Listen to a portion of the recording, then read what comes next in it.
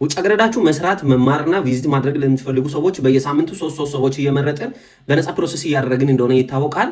የባለፈው ሳምንት ቪዲዮ ደግሞ በቴክኒካል ችግር ምክንያት እጣው ሳይወጣ ቀርቷል ማለት ነው። ስለዚህ በዚህ ሳምንት በዚህ ቪዲዮ 6 ሰዎች የሚመረጡ ሆናል። 3 ሰዎች ለባለፈው ሳምንት፣ 3 ሰዎች ደግሞ ለዚህ ሳምንት የሚመረጡ ሆናል ማለት ነው።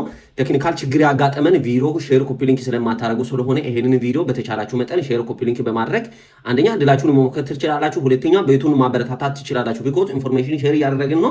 ከዚህ በተጨማሪ ደግሞ 3 ሰው መርጠን በነፃ ፕሮሰስ እያደረግን ነው። ይሄ በክፍያ እስከ 250 ሺህ ብር የምናስከፍልበትን ሰርቪስ በነፃ እየሰጠን እንገኛለን ማለት ነው ለፋሚሊዎቻችን። ስለዚህ በዚህ ድል ላይ መሳተፍም ትችላላችሁ። ከዚህ በተጨማሪ ደግሞ እንደዚህ አይነት ነፃ ኢንፎርሜሽን ሼር የሚያደርጉ ሰዎችን ማበረታታት የምትፈልጉ ከሆነ ይሄንን ቤት 10 ጊዜ ኮፒ ሊንክ አድርጉ። እንደገና ደግሞ በዚህ ቪዲዮ ላይ የዚህ ሳምንት ቻሌንጃችን ላይ መሳተፍ ትችላላችሁ ማለት ነው። ጊቫዌይ ቻሌንጅ እንደተለመደው የሚሆነው ምንድነው? በዚህ ቪዲዮ ኮሜንት ላይ 10 ሰዎችን ሜንሽን ማድረግና ይሄንን ቪዲዮ ለ15 ሼር ኮፒ ሊንክ ማድረግ። እንደተለመደው አሸናፊዎች የሚታወቁት ቅዳሜ ማታ ከምሽቱ 3 ሰዓት ጀምሮ ቀጥታ ላይ በስርጭት ላይ ይሆናል ማለት ነው። ስለዚህ ይሄንን ቪዲዮ በተቻላችሁ መጠን ሼር ኮፒ ሊንክ በማድረግ እንደገና እንደዚህ አይነት ቴክኒካል ችግር እንዳጋጥመን እንድታደርጉ ጠይቃችኋለሁ። ከዚህ በተጨማሪ ደግሞ ይሄ ቪዲዮ ሁሉም ሌሎች ሶሻል ሚዲያዎች ላይ ፖስት ስለምናደርግ በሚመቻችሁ ሶሻል ሚዲያ ላይ በመሳተፍ በነፃ መጠቀም ትችላላችሁ። ይሄንን ቤት ፎሎ ያላደረጋችሁ ሰዎች ፎሎ በማድረግ ጊቫዌይ ቻሌንጁ ላይ መሳተፍ ትችላላችሁ። ከዚህ በተጨማሪ ደግሞ በየቀኑ ነፃ ኢንፎርሜሽን ሼር እያደረግን ስለሆነ በዛ መሰረት በራሳችሁ ማፕ ላይ ማድረግ ትችላላችሁ ማለት ነው። ፒስ ይመቻል።